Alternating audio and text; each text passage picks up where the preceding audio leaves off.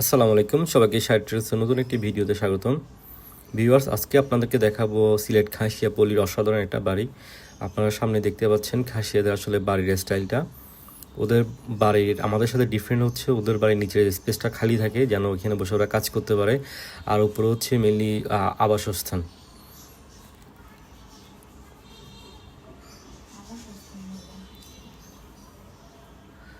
আর সামনে দেখতে পাচ্ছেন খাসিয়াদের যে মহিলাগুলো আছে ওরা আসলে এখানে বসে পানের বাড়া রেডি করতেছে।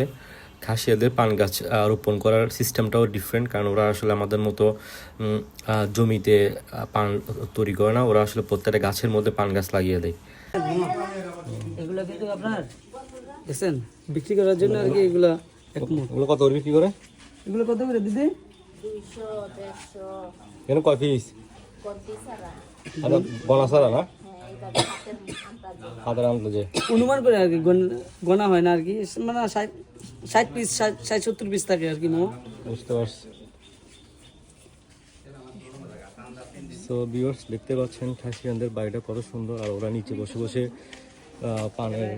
পান বাঁধতেছে।